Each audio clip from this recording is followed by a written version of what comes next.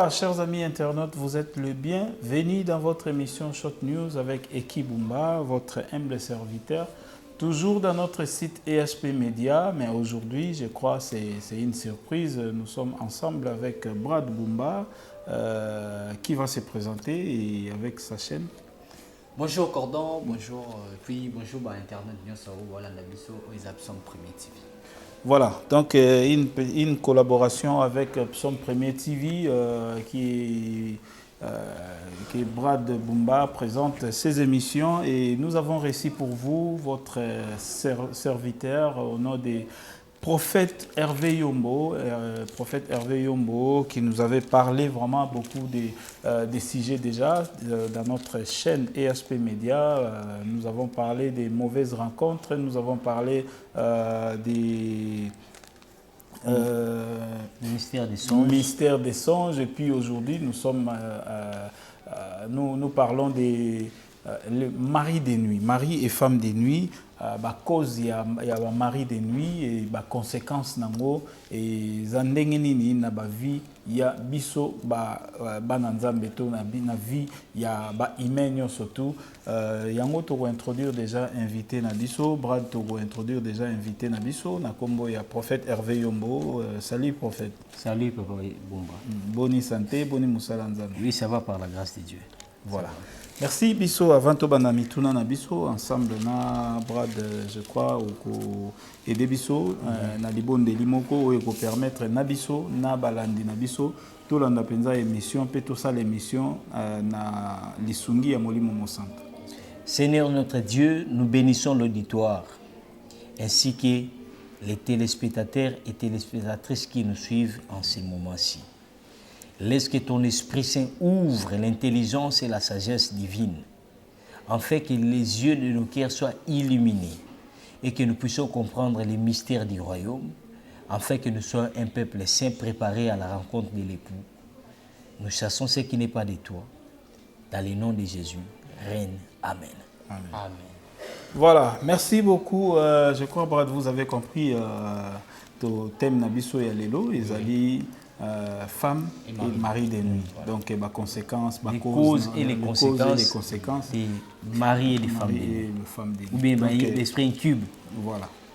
Na évité na pesio na maloba ndenge papa na biso moler aloba à vous. À vous. Merci beaucoup Cordon et Kibumba, merci prophète. Avant na comment na ba cause na ba conséquences na wana. Exact. Alors mari des nuits pour l'habiter na HP Media sur diabolo belango biso na Psaume Premier les amba la liboso. Mari des nuits ndetse pas biso mibali ayaka ndenge nini pour ayako fanda na kati nzoto. Femme des nuits. Femme des nuits, voilà, femme des nuits. Pour afanda vraiment dans nzoto na pour okoma koyeba yango. OK. Bible et biso dans le livre Ecclésiaste quand il y a beaucoup de multiplicité à makanisi, il y a que c'est dans ces moments-là que bandoto pe ya ba makanisi ça nini yaka. Et alors cela revient à dire quoi? Que Hermutu a ozo makanisi ebele. Hermutu parfois amoni par exemple frère wana zolekana. Akom ko se faire ba idée sur yé. Frère wana bien so azakata mwasi mobali na ngai soka zakata mwasi na ngai wana siko basi ndi boka ça pona mibali pe boka ça pona basi. Voilà. Alors il prend du temps ya ko faire passer mon akati ya nini ya makanisi na ye.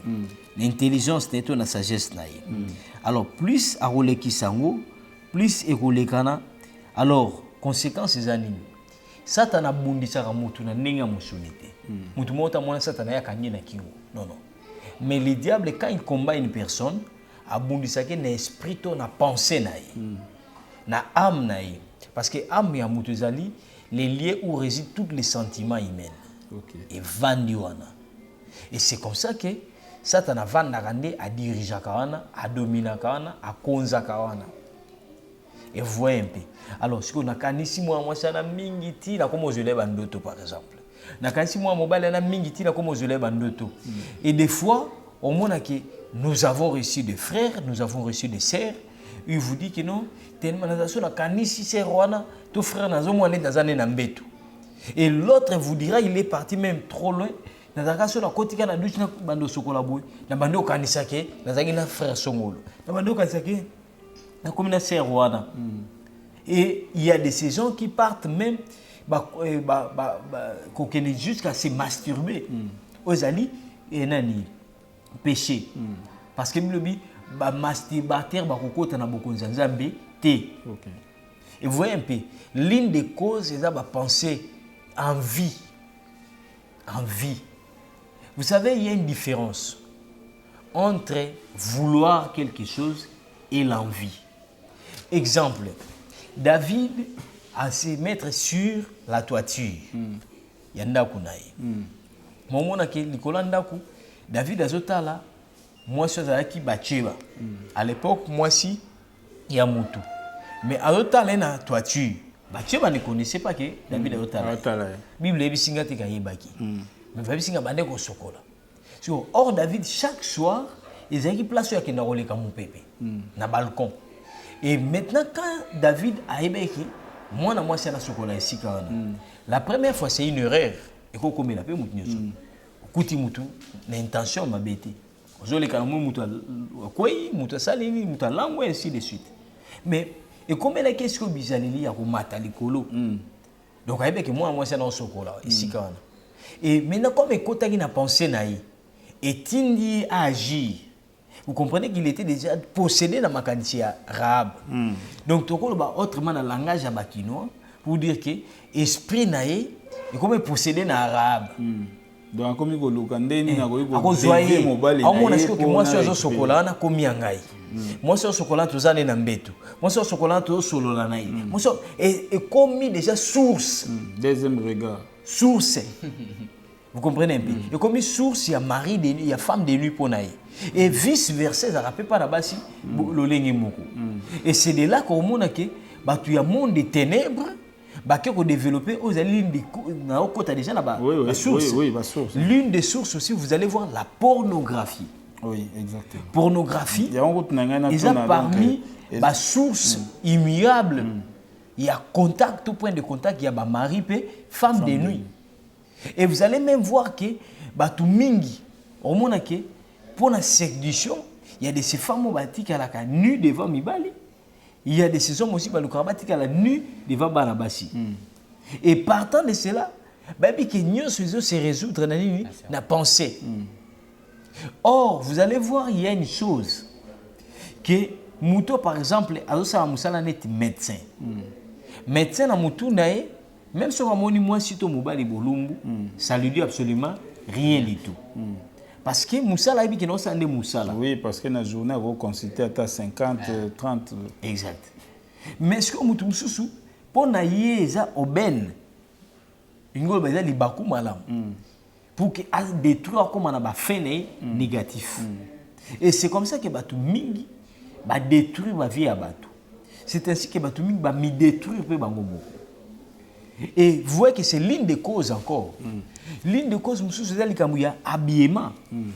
Alors, tout ce qu'il y a, livre, il y a Jean, dans le Nouveau Testament. Vous avez un livre, il y a Jean.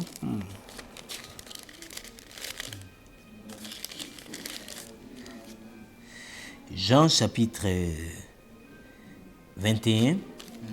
À partir du verset 1 à verset 8. J'ai lu au nom de Jésus-Christ. Amen. Quelque temps après, Jésus se montra de nouveau à ses disciples, au bord du lac de Tibériade. Voici dans quelles circonstances il est réapparu. Simon, Pierre, Thomas, surnommé les jumeaux, Nathanaël, qui était de Cana en Galilée, les fils de Zébédée et deux autres disciples de Jésus étaient ensemble. Simon Pierre leur dit, je vais à la pêche. Ils lui dirent, nous aussi, nous allons avec toi. Ils partirent donc et montèrent dans la barque, mais ils ne prirent rien cette nuit. Ils ne prirent rien cette nuit-là. Quand il commença à faire jour, Jésus se tenait là, au bord de l'eau. Mais les disciples ne le savaient pas que c'était lui. Jésus leur dit alors, « Avez-vous pris du poisson, mes enfants ?» Non, lui répondit-il. Il leur dit, « Jetez les filets du côté droit de la barque, et vous en trouverez. » Ils jetèrent donc les filets et ils n'arrivèrent plus à retirer de l'eau, tandis qu'il était plein de poissons. Le disciple que Jésus aimait dit à Pierre, « C'est le Seigneur. » Quand Simon-Pierre entendit que c'est le Seigneur, il remit son vêtement de dessous car il l'avait enlevé pour pêcher. Il se jeta dans l'eau. Amen. Alors, dans la version, il y a Louis II, Babi, il était nu, se jetant dans l'eau. Car il était nu. Après, Babi, il remet les vêtements. Donc, à la tibilamba. Parce que c'est la version française courante. Alors, bref, vous comprenez que il s'est retrouvé nu. La nudité, et ça, la ramoutoise, elle a exposé. Elle a sans protection. Vous voyez que même... Tant qu'on comprenait que les alliés Seigneur, c'est normal. Mais vous allez voir que Simon, il a un disciple. Mais il y a papa Mobimba, il est nu. Et puis quand Christ arrive, vous avez né 3 ans et demi. À peine à Koufi, 8 jours après. Vous comprenez qu'il avait porté les corps de la gloire. Et c'est comme ça que quand Pierre Bamoni, qui est ressuscité, avec mes enfants, vous comprenez que Banazoloba, ils ont une supériorité esprit. Oyo alati. Et Pierre, comme il était né à Miboua, vous allez retourner encore dans la ancienne alliance, vous remarquerez que Adam et Ève. Nous avons chaque jour, n'a pas quoi. Mais ce jour-là, quand il arrive, non, je suis là, je me cache. Tu te caches. Pourquoi? Parce que je suis ni. Qui t'a appris que tu es ni? Et là, les bossons nudité, c'est là qui me donne comme une infériorité. Et c'est ça. Mais par contre, dans le monde des ténèbres, ils ont l'inverse. Moutou. Azo la kisao mutakala, azo modiri azo chona seya, azo komani. Et c'est comme ça que bandokini so balokaka. Exact. Azo envoûté yo. Bandokini so bakomaka balokaka bolumbu. Vous comprenez un peu? Et c'est ça, nudité dans la ligne de point de contact. Marie, la femme de nuit. Exact. Donc, l'église, sambela bolumbu. Te bandima boya kosukola mutaka tolo babongo bolumbu. Non, kosoko, non, c'est pas ça. Kosokola bolumbu. Nakati yomoko. Nakolakisa mutu bolumbu, et ça des choses différentes. Voilà. Exemple net, par exemple. Mutu azobela. Il y a des fois des examens au Munganga, parfois on s'en la nuit, on s'en la montre la nuit. Et ça n'a rien à voir. On séduire, on se faire séduire par Moutoua. Mais par contre, Moutoua a s'exposer Moutakala pour Azotambola, accoutrement na bien et donc habillement n'est pas mal monté. Bataille basse, banini. Prophète, na ina zonga muké na makambo lobi awa. Lobi mingi zaka état d'esprit et puis Moutou atali Moutou azolula. Ati on a pensé, oui. Siko oye zalaka papa azwa mwana na ya komisa ye mwasi na ye ya butu. Wana izali ligne de to bengi ba point de contact. Isa ba cause. Isa ba conséquence mais isa ba cause. Donc il n'y a pas de causes, il n'y a pas de conséquences sans cause. Donc cela revient à dire que isa puissance à ténèbres. Au baluki qui va passer acte wana. Et vous allez voir que Marie, la femme de nuit, va tourner à l'eau. Ils ont sexe. Contact à Marie, la femme de nuit. Donc, tout le monde que non, il y a l'autre à moi, si Marie, ta femme de nuit, bazara na restaurant depuis série en web nati, bazara na restaurant, bazara na mutuka. Donc, bon, va sur la camarade non. Toi, Kabila non, il y a Kabila qui a flair, à ceux qui ont PC moté, à ceux qui ont l'autre mon étoile, à Monica. Non. Souvent, et ceux qui ont na relation wana. Vous voyez un peu. Donc c'est pour vous dire que l'une des points de contact, il y a monde des ténèbres, c'est la nudité. Alors, et l'autre, c'est acte sexuel. Il y a monde. Et quand une personne a une immoralité sexuelle, par exemple, et ça, l'une des points où ça la contracter facilement, ma mari, puis ma femme de nuit. Oui. Vous voyez un peu. Et vous allez voir que Salabongo, nous se retrouver dans l'isolement. Et non, isolement, c'est confinement. Sur le plan spirituel, confinement peut zalaka. Pourquoi non le babongo? Parce que vous remarquerez que David.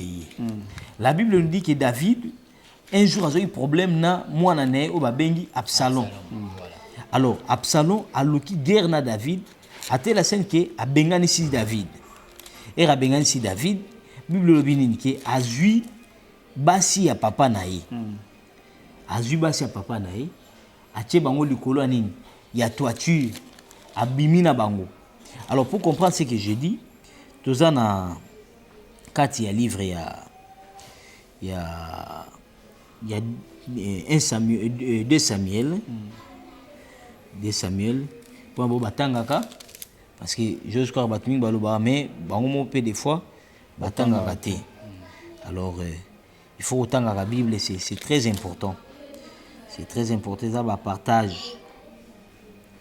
Donc, dans le 2 Samuel, vous allez remarquer que quand Absalom a eu pouvoir, et l'autre Aliboso, qu'est-ce qu'il fait? A eu aux alliés, Bassi, il y a David, papa naï. Vous voyez un peu. Donc, pourquoi? Parce que, avec du fait qu'il a eu Bango, il y a Sabatuke, il y a papa naï, et c'est ça. Alors, vous remarquerez que c'est ce qui a fait même que David Azala a eu des faits a eu se disent à mettre de côté. Et c'est ça. C'est ça. Donc, point de contact aux alliés, désordre sexuel, et ça parmi bloc et ça là, point de contact qui a monde des ténèbres. Et vous remarquerez que, par exemple, Moutoumoko Yobimagi Naï. Parfois bimina muto yo bimine directement ako bimana muto donc moi quand nani sida tambolaka c'est de même aussi nani monde des ténèbres et ça la kamakambuke er muto jumoisio azur donc c'est comme ça donc c'est un peu ça papa. Voilà. Naina ba question pe ça moi. Non yo poser ma question na yo parce que j'allais te représenter bandeko bolanda biso. Ce qui est commis na femme de nuit, voilà, ceux qui femme de nuit. Femme ou mari de nuit. Femme ou mari de nuit. Ben fait non ce qu'on a une sorte physique réel et ça canine. Bon. Pour ceux qui n'ont la spirituelle, ça attend aux zola là, aux zolo tabandoto, parce que ben fait naïe na nzoto na physique nga na moi mutu aloti babumbi na ma femme de nuit a sué mino. Mais na nzoto boya la muki amoni pe ba signe ya ko swa mino. Et y a un même nazolo balikambuya et confinement. Pourquoi? Parce que nazolo et par rapport il y a référence où il y a Absalom. Absalom a eu pouvoir dans le coup d'état. Et là le bosso ba ebisi pas Achitophel que pour battre bandi réellement kabona papa na bino et qu'ils a jeté joa basi na nyoso. Comme ça bango basi na yo. Et là, on a dit que si vous avez papa na bino, comme si vous avez yo, vous avez dit que officiellement. Matin na bango likolo la toiture, il y a balcon, bimana bango nyonso. C'est ce qu'Absalom a fait. Et maintenant, conséquence logique est Zagini. David a zongi après lui Absalom. Qu'est-ce qui se passe? Vous remarquerez que David a tika aussi maïsou basiwana te. On a confinement, vie mobimba. Donc, bah, comme impur. Impur. C'est que ceux qui ont un contact na mari ou femme de nuit. L'une des signes, à l'obité, ils ont un bongo. L'une des signes, et tchaka mutu azala impur azala mise à part. Ce qu'on a balaté, il faut prolonger les alliés célibataires. Ce qui a balaki, et provoque un divorce. Ce qui a balaki parce que moi si ton mobile a bouton ça na zoua mingi. Vous comprenez? Azalaka na zoua mingi. Alors, soki abala quitté. Yeba que conséquences aux anines. Ezalake aoluka directement à s'approprier na mobile to na mwasi wana. Nous mamutu so comme maman mukolo, comme papa mukolo, bako peso même dégoût ya libala. To ya libala. To ya mwasi to mobile. Yobi atenga makamwana bayana nga nazo ba déception mingi na vie. Bona boy. Or eza déception te mais eza résultat. Eza résultat ya mari pe ya femme de nuit. Ozomona. Eza résultat ya mari pe femme de nuit au mutu akutana inaye. Ozomona. So conséquence na onde sala rake au moins mutu azui dégoût. Azui dégoût abike nonde eza boye ngai na obala lisusu te abia na obala nanga lisusu te. Akoloba na obala lisusu te. Eza non parce que makambo akutana yo oko motiver yango bino le fait que nakutana na boye mais mari de nous derrière makambouana pe a panzi bino ce que y a aujourd'hui des gouanais à la vendre il n'est pas dit forcément dit que azo vivre nous azo se manifester à tout moment et comme c'est un esprit il y a des moments pour qu'on se cache pe azama bombani nous mon amour tout ça qui est normal la prière bobandi bondi la ka bo pas quoi esprit ne se manifester mais tu vas chaque jour qu'est-ce qui se passe donc c'est ça. Merci beaucoup, Kordeki. Voilà, merci Tozo Landa, progressivement. Lisolo Oyo, totem Oyo, vraiment Kitoko, Natina ya mari et femme de nuit et Tungisaka Batebele, Moussousoupé sans le savoir. Il fallait quand même que Simba thème Oyo pour être yo nangai o Tozo Landa, omeka ko comprendre pelo moko. Peut-être et c'est passera na vie na yo sans le savoir. Prophète Sikoyo, bah oui, Tozo Landa déjà ndenge ozopesa ba cause nango ndenge ezo prolonger peut-être libala to ezo sala nini bon mais mutu soki déjà attaché nango qu'est-ce qu'il faut pour aluka à se détacher. OK. Et là il faut mutu d'abord à certifier à ça le babinga rétrospection ata la répertoire à bandoto nai et là le bosso yami balé ata la ozali parcours ya vie na ye otali bandoto nolo taka nini muso mona ke ya lotaka za na mariage azobala mais mariage yango na moi et mona na kati parce que babali saka mutu pe na mutu des fois exemple babi ke David er azobela qu'est-ce qui se passe babi ke maladie ne tellement mona ki akomi na suka bako kozwa une fille vierge batie na tolo na ye batiki moi mwasi wana nini olombo babiki moi mwasi na ebaki mobali te er batie likolo ya David babiki er David asali le côté babi toute la vie moi mwasi er batiaki nini à part donc akomaki neti nyama ya nini yekila vous comprenez un peu donc vie ne mobako neti nyama yekila. Pourquoi? Parce que car mpaka moko David pona mwe moko David asimbaka ye ndevi ne sanini et baby et c'est ça quelque part le baby et c'est de même na basi ya David et faut du temps mais habiter ceux qui au temps peut-être na kati ya fin émission au lexi la bande qu'on a biso ta na bande passante ba verset biblique je sais pas OK au sunga bango afin que ba temps ya ko landobi ke biso to travailler dans des conditions très difficiles des fois courir jate et ce tobito landa kotanga tous ces références et au pesa mobuno mais nous allons donner nous surtout le bateau pesa on va verser il y a des versets bibliques par écrit c'est mieux pour que mutant soit tant comment vous voyez un peu alors David vous remarquerez que azui moi na batu contre volonté naï ba sujet à David ba serviteur à David ba moi si ba koti que David neti libozake a réchauffé l'esprit naï pour que David a ce soumakasi. So combien de personnes au batata mibimba bazwa bango net instrument pour se réchauffer ya ko renouveler ba contrat satanique. Combien de bateaux ba maman mikolo bazwa bango mon plaisir. Yo moni apesa ka mboko malamu. Papa nanga wana sena azwela nganda kuna. Yuma. Yekuta sala ngelo gote. Na mu mto baki ya sala ngelo gote. Ya zaka ko simboka ka boye silele apesa mbongo. Azwela mon appartement dans la ville à foutre $3,000. Moi je vis ça. Vous comprenez un peu? Monte à le appartement, a fait ce mutuka, a bien des abonnés à niveau vendre à côté, tu vends à place où on a bandoya. Bandoya calmement. Na pemaka. Aïe ali a pemé accueilli. Ali yo pe tika le zuba ba petit chéri na yo basi ya mibali plutôt. Ou bien wana yuma.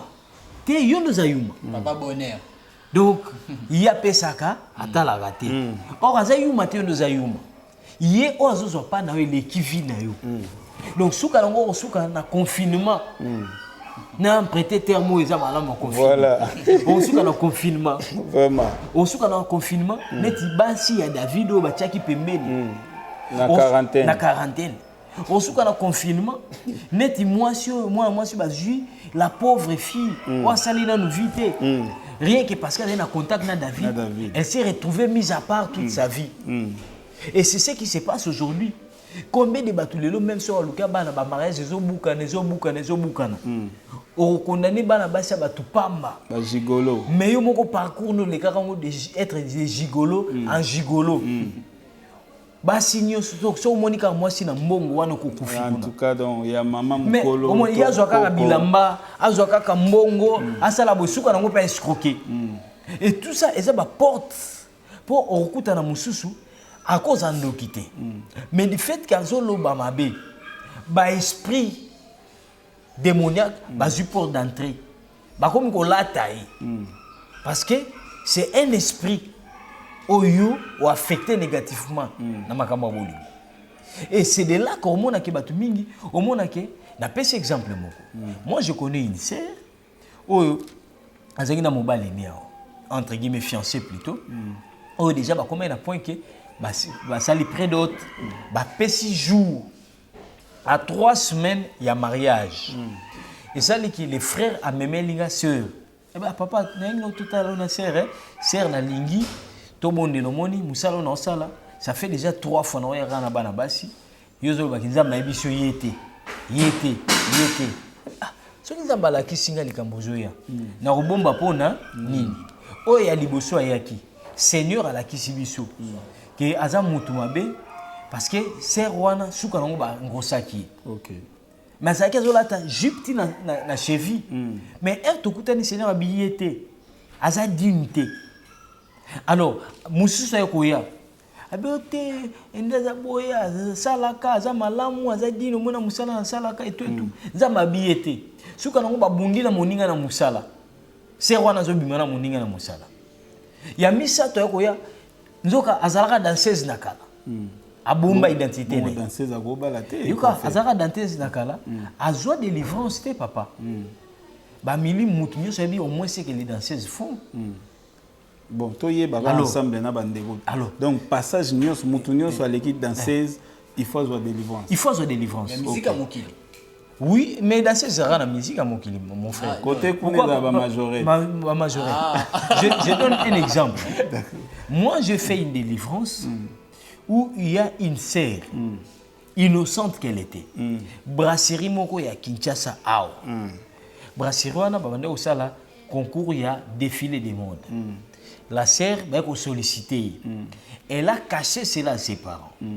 Bakepe basali après casting première étape monde zaka concours bazo éliminer batuti vers jour à finale né les gens et à brasserie bazu courage que nous kutana na ba parents mona mwasi pour peut-être non bomoni ce bomoni na TV bomona mabe papa meko tomboka ti maman comme baliamba déjà maman esprit maman dosé papa ote zana ninga mabete mona na suka ba tia enveloppe il y a $3000 et puis congélateur mi balé ba opé ça et 100 casier il y a bière et puis ba opé ça yo ba kiti ça que papa wana andimi donc papa est condamné matin andimi contre cœur et puis à motiver et car pour la unité à l'accès que non il y a rien après miss et si les nango papa bon ça va les camboter mais biso mon il faut tous aller pour tout le monde qui a prémisse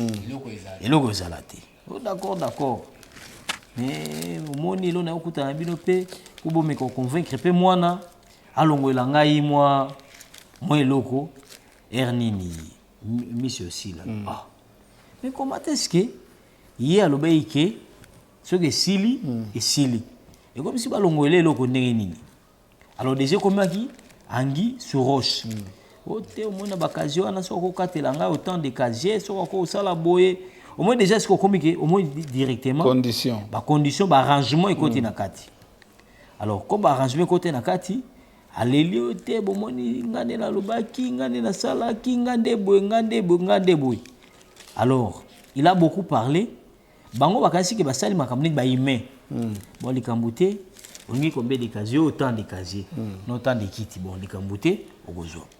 Or les jours où Miss Salama il y avait une sirène au Ayaka azo kazo à côté na kati ya mwana mwasi la dame et à côté lui il a liboso a possédé la dame ne savait pas et c'est la sirène en question d'Abendi Ozali ba mari de nuit.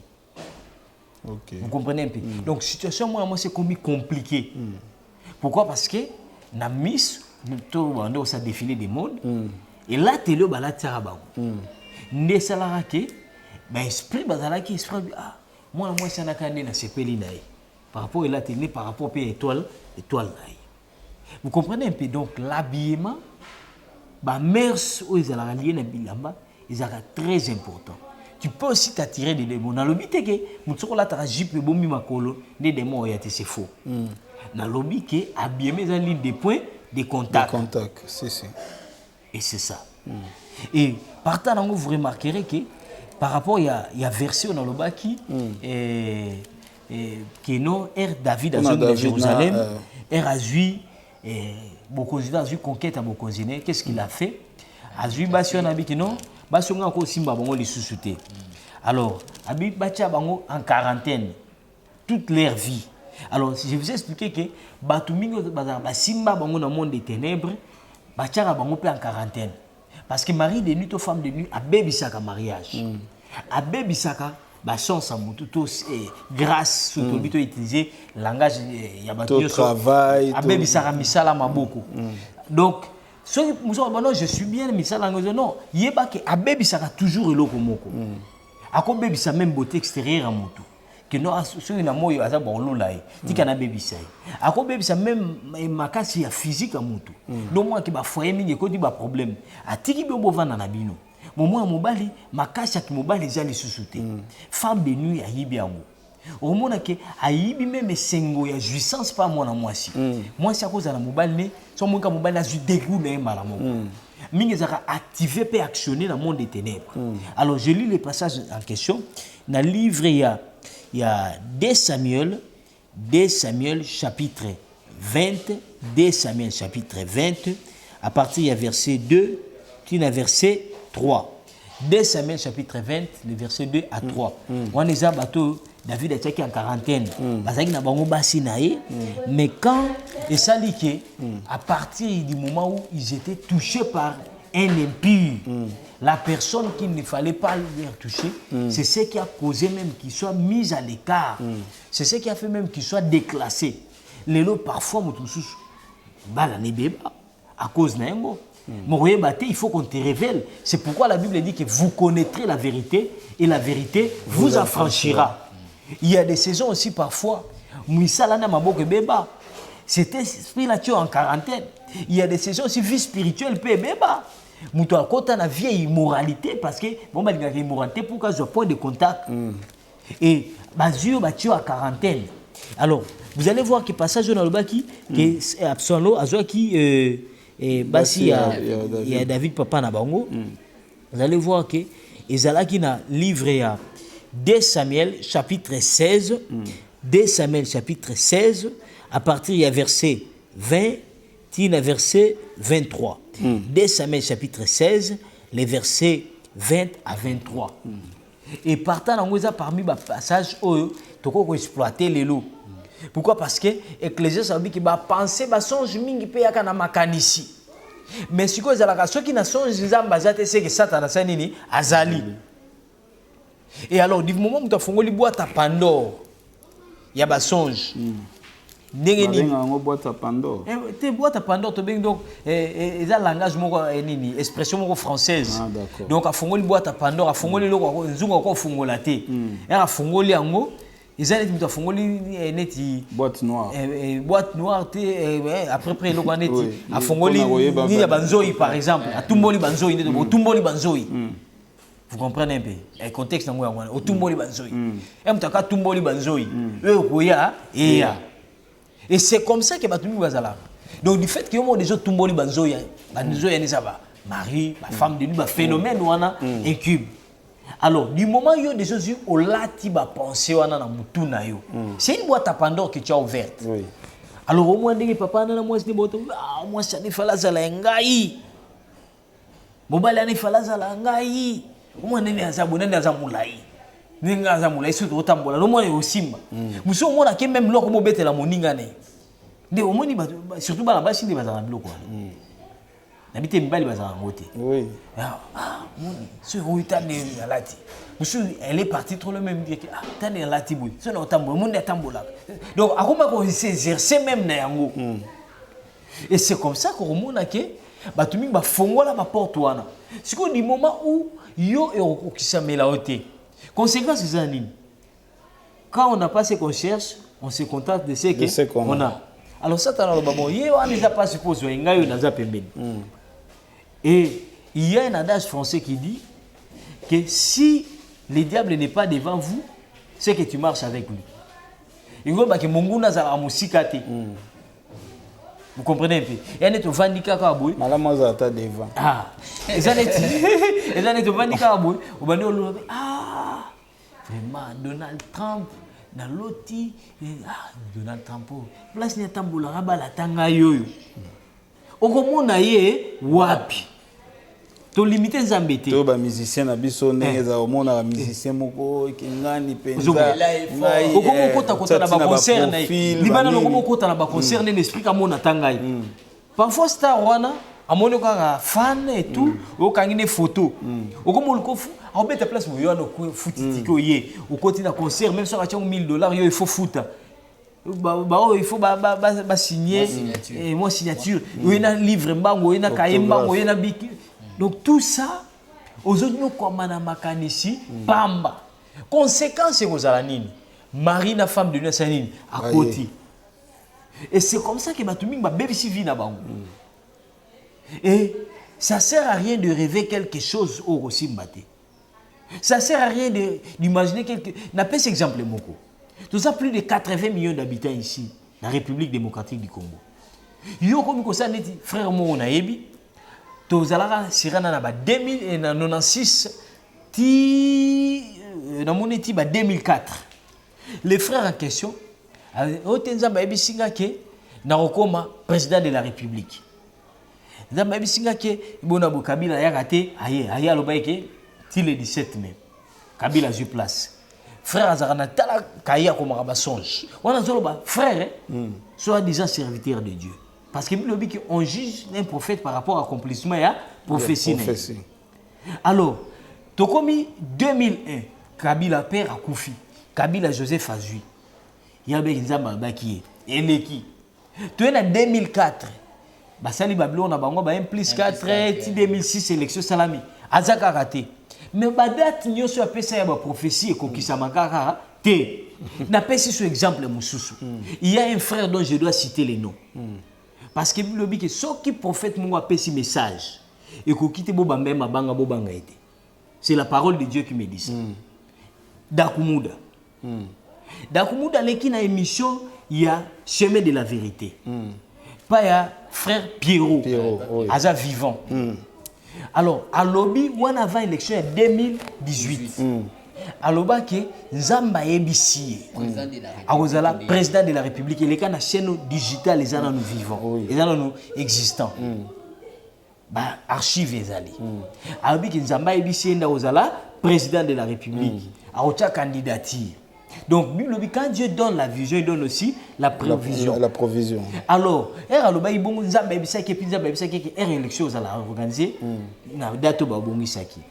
Mais le frère, curieusement, il n'a jamais été président de la République. Ni candidat. Ni candidat. Si vous avez une période, ok, vous avez candidature. Makamwa leki a sali erreur les sous. Ya on le capable frère Pierrot. Frère Pierrot a posé une question. Abi que non, wana siko avant ba élection. Ya ba comme siko ko sala ba alliance. Comme ils avaient pika tour européen. Donc alito bengo alliance té. Aine na sima ya moto. Parce qu'elle est dans le deuxième tour. Alors comme ils avaient qui nini tour unique. Ne moto aleki mbala moko.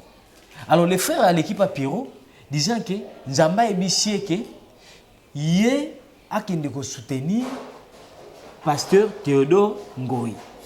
Yé na pasteur Théodore Ngoyi basé loko moko. J'étais scandalisé là où j'ai regardé la télé. Nabi moi si na mobile ne bako makeloko moko. Yo comment mobile loko koma loko moko. Siko lo banimbo moko kati na Yesu. Yo déjà politique eza Yesu te. Alors, vous voyez que les frères ont courage à l'écart de pardon. Alobaki, na kosaki na lobaki. C'est la moindre des choses, ça lui coûte rien. Mais les frères atika la koloba ngote. Donc Nzambe atali a payé 50 000 ah bon abeta no mutu avant élection na kokise là. C'est comme Nzamba kokise ite ngono moni ki moi se présenter et ça la quitter. Vous comprenez comment est-ce que ba imagination na envie. Ezonyo kolabatu. Là, on appelle envie, et ça envie. Aujourd'hui, nous les locaux au salamakate. Si quoi, nous avons mené à l'okuta, toyo mutunde, aux alokuta. Nous avons besoin 100 000 $ au pesa. Au beta libanga mikolo, nous avons besoin l'effort que 2023 peut-être au pesa, tu évites. Peut-être prophétie ezana nous en cours non ataki date nini date mais ataki en été non après ça qui a baki année 2018 année électorale oh là là. Alors vous voyez que ce sont des mensonges ce sont des mensonges alors bref et ça babiloko l'une des choses eux ça là que mutu azui envie na bongo lisango foi azui envie na bongo lisango nini audace azui envie na cupidité des fois a commis sango net motivation vous voyez un peu il y a une bible lobi que mutu selon kondima na ye donc c'est ce que j'ai monté c'est que vous kondima. Voilà, merci beaucoup. Alors c'est l'une des points de contact ko batumi bazora milimo mabe l'envie. Vous comprenez un peu. Aluli mingi ti akomo lota nini balatisi alliance. Satana koma kota ka persa ka ba penser à batu. Siko conséquence aux anines. Aoya pe siko komo peso siko ba songe wana. Loti balatisi alliance. Na lobi te ke bandoto nyoso balatisi alliance eza Marie de nuit. Donc oza yotika likaka voilà, merci beaucoup prophète Hervé Yombo. Na ba détail wana nyo surtout otiko saila biso vraiment to komi ko citer message clé oyo bandeko ba ko retenir à travers cet thème important. Il y a Marie et femme de nuit et zanetti. Lelo to moni ba conséquence na ba cause na ba conséquence. To lobi ki cause eza envie. To ba imagination. De deux tolobi que ils a habillement des fois. De trois tolobi makambo muto monaka. Ba bloko ils obscène des fois. Makambo pe muto yo kaka. Makambo muto yo kaka même na banzembu. Il y a de ces chansons où ils a démoniaque où pousse à une impudicité. Ils sont excités dans les mal. C'est bimelanga ta le femme de nuit. Exact. Donc il y a de ces chansons excitantes. Ozobenga. Il y a de ces chansons des fois incitent à Mutu dans les mal. Monsieur za makanisi ya mutu. Monsieur za pe bisika mutu akendaka. Du genre bato bakendaka ba boîte de nuit par exemple. Au babina, il y a de ces boîtes de nuit babina presque nu, monsieur à moitié nu. Et alors il y a ngana kendaka na yokaka musique pas mana omela mwa moko na ngai. Mais point de contact place au makolono kendaka wapi. Monsieur ba review mutu atangaka. Monsieur za ba film o mutu amonaka. Monsieur za pe ba monsieur za ba acte o mutu azo poser. Et tout ça est constitué neti moto soto bomi moto milinga eko limo yango moko. Milinga za ba conséquences. Auto définir net ba monsieur satana cha bango en quarantaine. Aboyi libala na vie na bango. Monsieur mona ke abala ki ba koti na kati mais ba panzi libala na divorce. Monsieur mona même ba longoli dégoût fragilité ya mwasi. Mobali muso ba longoli même makasi ya mobali. Muso mona même ba tie dégoût, incompréhension permanente. Au moins, ce mobile, il y a la poste mobile. Est-ce que par hasard, il y a mais la paix que quand il y a un mari de nuit, c'est que mobile. Tant que ça, moi, c'est naïe. Oui. Oui, aza malam. Tout moi, c'est exact. Pourquoi? Parce que il y a impurité. La porte la porte d'entrée ça la cavane. Impurité de ça le ça ils ont nourri. Et ça n'est par exemple frère Moko à qui n'a qu'à ici. Bah c'est sirène. Alors sirène on va appeler ça qui est bah tiens na kati ya tonneau. Même ça tiens na kati ya tonneau. Et ra tiens na kati ya tonneau. Alors azala qui moi ça pembe projecteur et comme ça. Alors, la dame en question, a notre maraba 18h. Si vous conséquence, c'est ini. Si vous bimi à 18h, ce qui moi, na mukeza anda kwa faut kufa. Ce qui moi, ça c'est mes sani et olongo. Et voir même mari de nuit, femme de nuit, ton mari de nuit, à longo la même bazemi. Ok. Et maintenant, cause des conséquences dans vos acquis, bah détruire Zakabatu. Vous voyez un peu. Et nous avons fait un grand travail et les frères témoignèrent des fois parce qu'il fallait boire que so ya tongo et les bossos ya niki minué na moi sinaï. Quand même ba kana yena moi sinaï. Mais vous allez voir que quelque part hasard moi ça ndima banane ya buto avant nanda. Mais conséquence c'est indiqué ce que moi ça zanzemze me olongo. Siko moi ça dans sous-zemi. On zazemi parce qu'à chaque fois on zazemi me olongo. On est ba signe.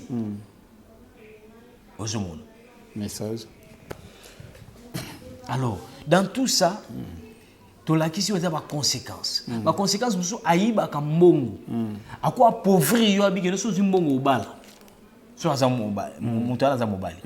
À quoi côté lo abike no so moi si o musala no kini malamu bien des fois pas moi ma place au Kenya peut-être mobile malamu au mona il faut abebisai. Parfois qu'on rendre même kubuka. À quoi longola même beauté extérieure. Alors, les beauté extérieure. Yo mona kito muto za na posa bala ote. Oui, muto za na posa bala ote mono malamu. Mais muto za na intention kaka robala. Il faut mono koko moko boy. Yani ti to bando bondela na ndeko moko.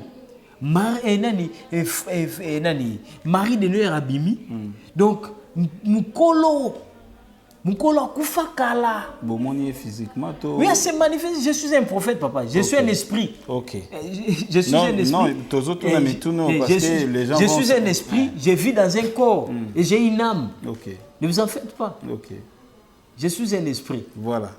Donc, je parle des choses que je connais et des choses que je vis. Ok. Au monde. Yeah. Et partant nango, mukolo abimi. Une personnage qui a 81 ans d'âge. À la taille depuis l'âge de 15 ans. À la taille comment maman n'a pas de chocolat libanda. Elle a un chocolat na âge à monter. Moi na messana ba joana. Si vous avez moi avant de donner pendant 15 ans. À juillet na âge à 15 ans da kota kai. So moi si à comment des fois sur chocolat à qui paranaïté. Des fois porte tikali polele. Siko bazaki na ndako jara bandako monike bazé belé na kati ndako. Yo sokola salle de bain atiki na ko sokola ne kaka. Mutaole lekana. Or ils avaient un visiteur na kati ndako wana. Azalaki camarade ya koko na bango. Ah d'accord. Aye siko comme par hasard amonié. Il y a pas mon problème té. Ne jour wana depuis wana nda kota s'incarna. Akufa na epi. Parce que l'esprit ne meurt jamais. Comme ça, il y a un démoniaque habité sur le Katina. Vous comprenez comment? Voilà. Depuis l'âge de 15 ans. Et c'est comme ça que le monde est délivrance des Arabes. Parce qu'il y a une réalité, chaque chrétien doit se faire l'autodélivrance. Okay. Mais l'autodélivrance, ils ont ou traitement par rapport à des grands maladies commis dans ce qu'on appelle cet exemple moko.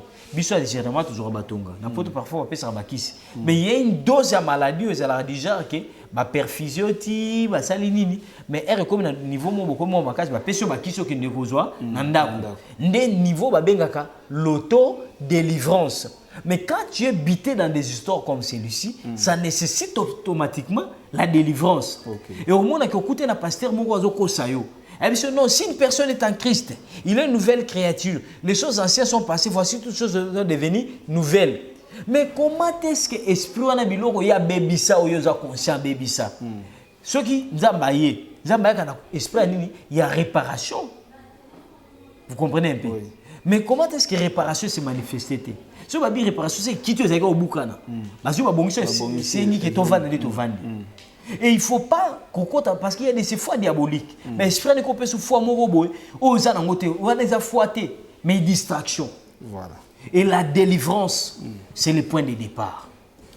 Voilà, la délivrance, c'est le point de départ. Je crois dans la prochaine émission, Togoluka, pasteur, prophète, Mekarope Sabiso, comment est-ce que Moutou a la délivré, comme un dengue pena basole bandaka, kir dame, ainsi de suite, si Moutou a la délivré, ce qui est la course, un tableau, en tout cas, tu as la yangope, Togoluka, pour se dire, il y a affermissement et que ça la bien pour bandegom suspect balandara biso boye, bazape mirte, à Koutanika en émission, babandi déjà rolanda ba émission, alors on a un jugement et vous allez peka en dengue, donc ce qui te salut. Moi-même, tu as 8 ans, il est là.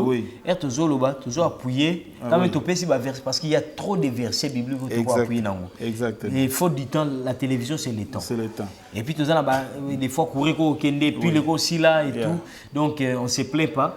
Mais en résumé, nous faisons le minimum d'efforts. Il y a qui va comprendre. Mais on va comprendre.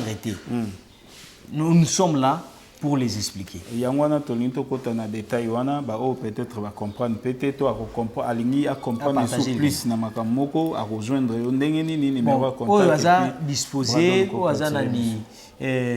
intéressé à enseignement tinasuka ou soit à question si je suis makamoko solo là parce que ils a vie privée à Moutou.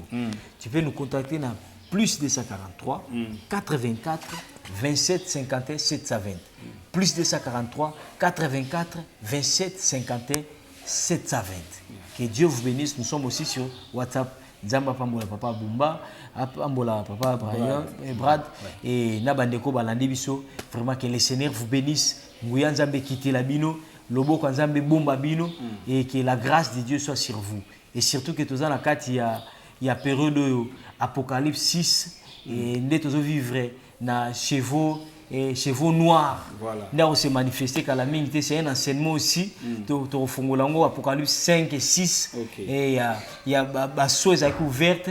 Comment est-ce que chaque chevaux a mission des nini. Et je vous informe qu'au-delà de chevaux épidémie libéré, je vous informe que chevaux noirs, d'ici là, vous allez partir.